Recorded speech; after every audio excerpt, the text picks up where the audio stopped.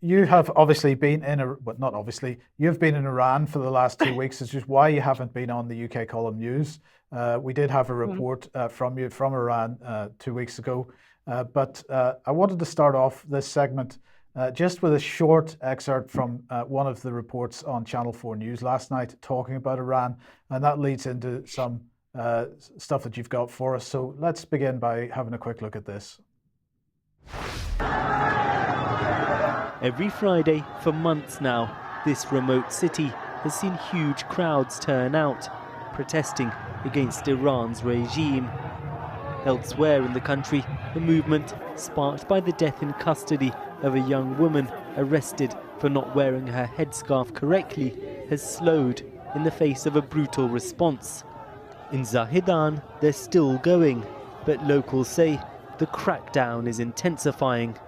One woman sent us a message describing the atmosphere.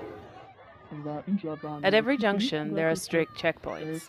There are many different vehicles patrolling the streets, monitoring the situation. In the last month, innocent people have been beaten up and arrested. They want to terrorize the protesters and cause fear. But despite this, people take part in the Friday protests and are determined to carry on. Security forces killed around 100 people on a single day in Zahedan last September. The protests began in solidarity with others elsewhere in Iran, but also focused on the alleged rape of a teenage girl by a local police commander. As the dead bodies piled up, the massacre became known as Bloody Friday. So that's just a short excerpt. Vanessa, you got any thoughts on that?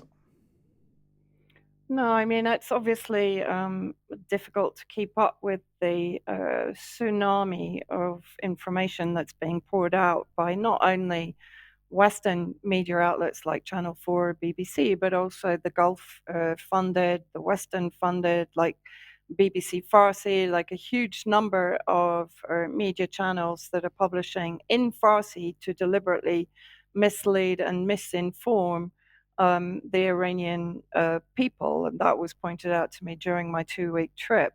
I also have to make clear that I was in Iran for 2 weeks. I traveled I spent some time in Tehran. I then went to Isfahan, to Shiraz. I didn't see any sign of protests whatsoever during my time. I saw, as I think my video showed, a high degree of women walking around without even a headscarf on, some wearing kind of hippie beatnik hats, some semi-scarved, some, of course, wearing the chador and wearing the hijab. But that all of the women were mingling together in the various bazaars and the various streets and shopping malls that I visited, which sort of slightly contradicts the hyperbole that's being put out by the likes of the BBC, Channel 4, and all the various other CNNs and so on. And that's kind of what I wanted to go through today, because yes, targeting individual stories like these is difficult on an ongoing basis, just as it was difficult at the beginning of the war against Syria to actually keep up with the level of storytelling that has been going on. But what I wanted to do today is to demonstrate how many of these stories, when they're actually investigated, are proven to be false.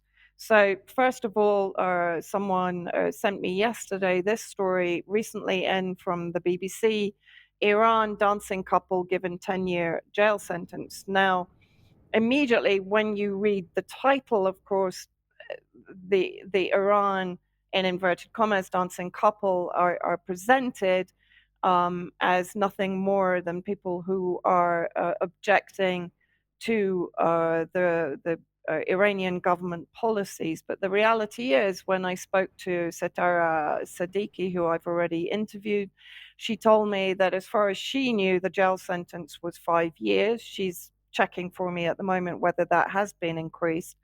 Um, Well, and that, of course, sorry, Vanessa, sorry to interrupt. I'll just mention it's common these days, and it's one of the things that I find particularly disingenuous. It's common these days for the mainstream press, if you've got multiple people involved in some kind of legal criminality, and then there's a prison sentence, they just add up all the numbers. So the two people, their two dancers, probably got 5 years each, and that becomes a 10-year jail sentence.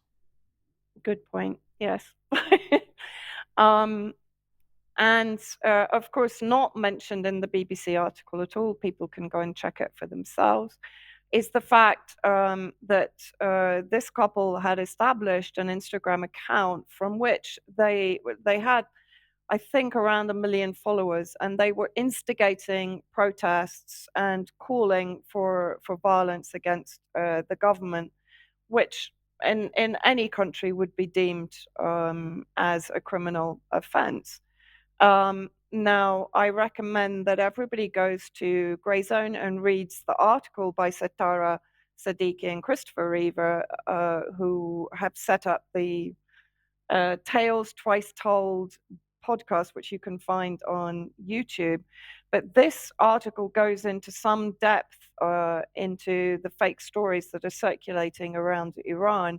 And I have to say, talking about Twitter, when I started sharing this and sharing some of the fake stories out of it, I was immediately mobbed on Twitter by what I can describe as the typical kind of Syria NAFO trolls that have been attacking. NAFO trolls have been attacking on Ukraine information.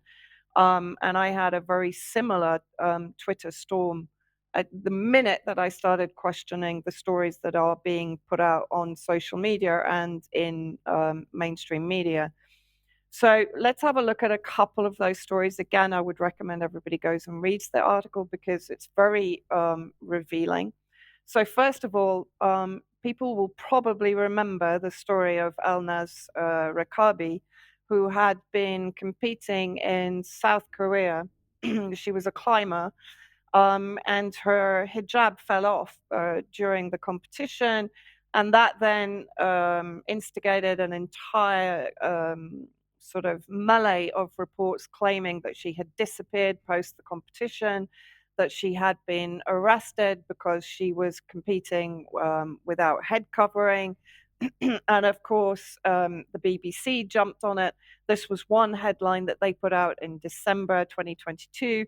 The family home of the Iranian climber demolished. Now, in the article itself, they go into greater detail. But let's have a look at Roohulla Rezvi, an activist and journalist that I know very well inside Iran, who immediately put out a statement saying, well, it wasn't a family home, it was a resort. It wasn't her actual property, but her brother's property. It was not destroyed for any political reason, but due to illegal construction in the first place. And the destruction took place on the 11th of June, 2022, so months before the recent events and not related to the events at all.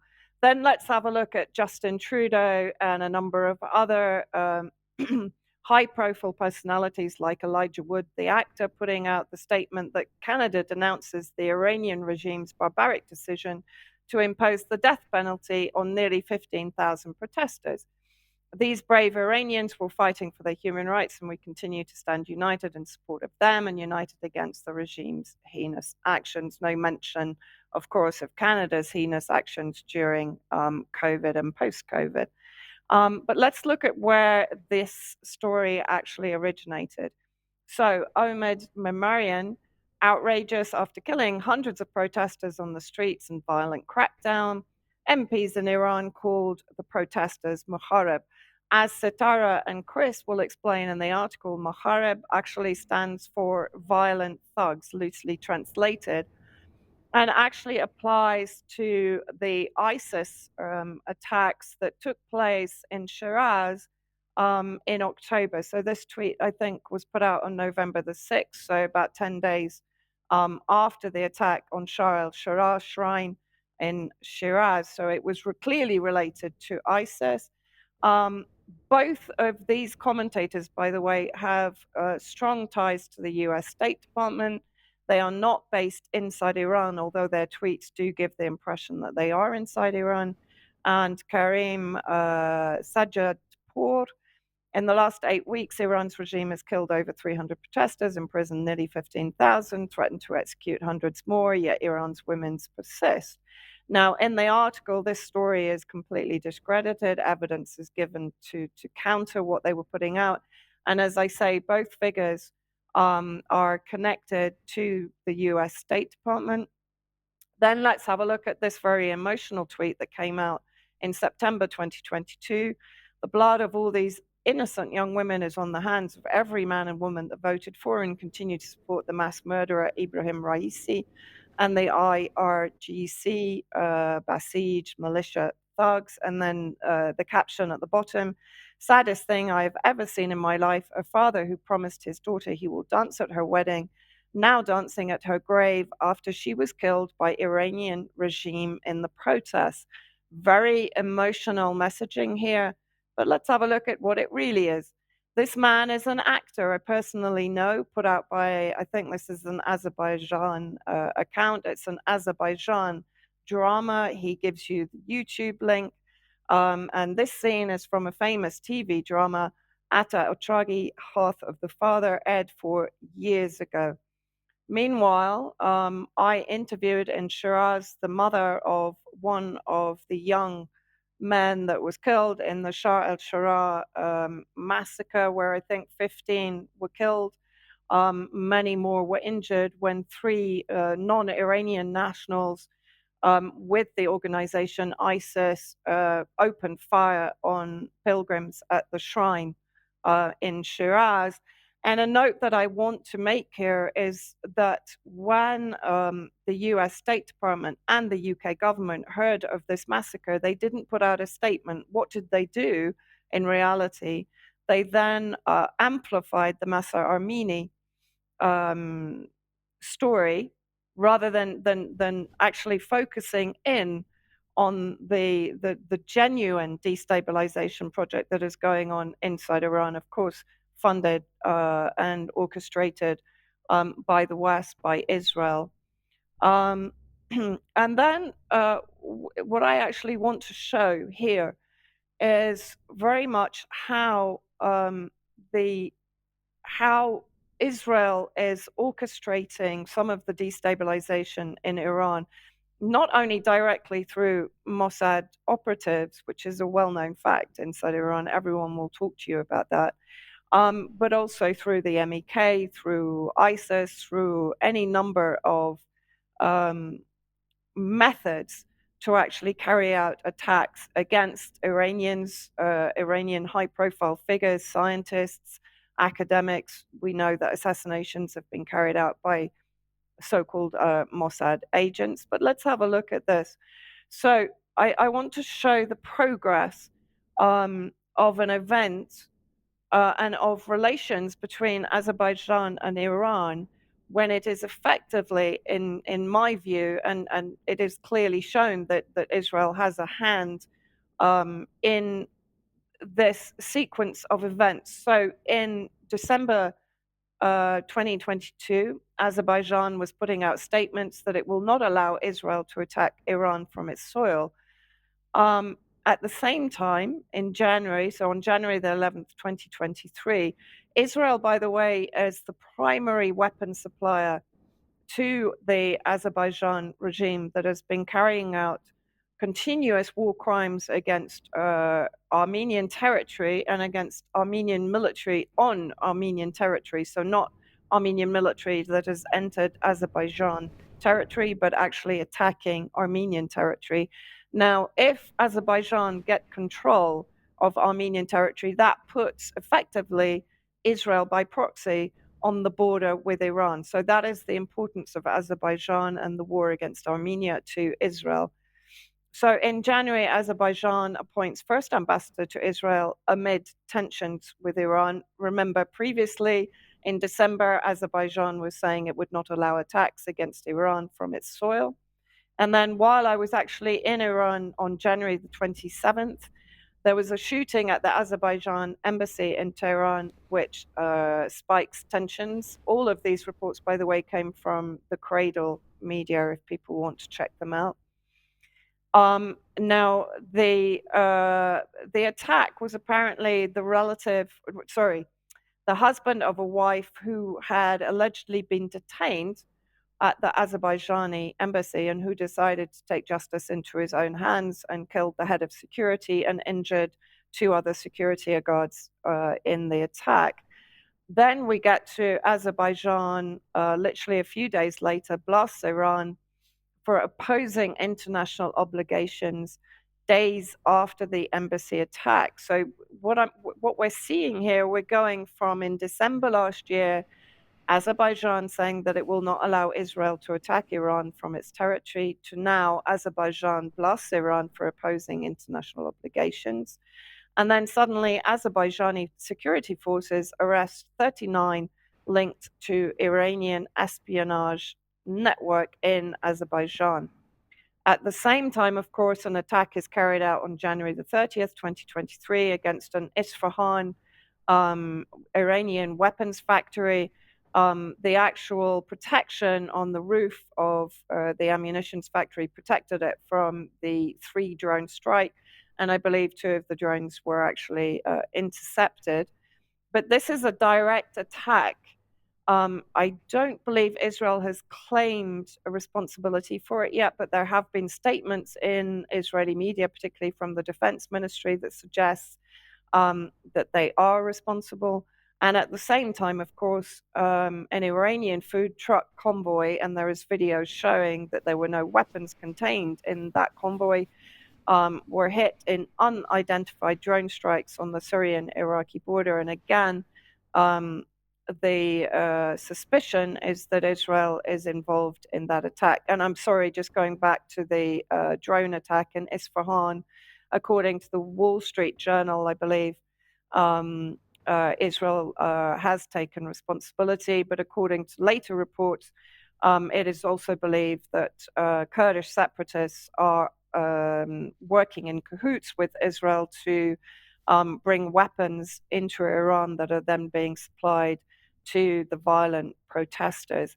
So I think my point is here, Mike, I think, we're back, we have to be back on red alert for a severe amplification of propaganda against the Iranian government. I'm certainly not denying that there are legitimate concerns from legitimate women's rights activists in Iran, some of whom I met with and interviewed. But the sort of superimposing of Western drama, hyperbole, and propaganda designed, of course, to whip up the frenzy amongst the protesters is something that we should all be very aware of. We've seen it in Ukraine, we've seen it previously in Syria, we've seen it over COVID, and we are definitely now seeing it in Iran. And of course, we have to bear in mind the importance of Iran to the entire non-aligned axis. Syria is reliant upon Iran for oil supply, while the US is occupying Syrian oil resources in the northeast. Iran has been responsible for enabling Hashd al-Shaabi in Iraq to battle ISIS, and for the Syrian Arab Army and Hezbollah to do the same anti-terrorism warfare in Syria. And of course, it is supporting Palestine against an increasingly far-right extremist Israeli regime. Okay, thank you. So just in a nutshell then, your assessment is that there are definite parallels between what's going on in Iran at the moment and what happened in Syria pre-2011? Absolutely. Yes, absolutely. Okay, well, maybe we'll discuss that a little bit more in Extra.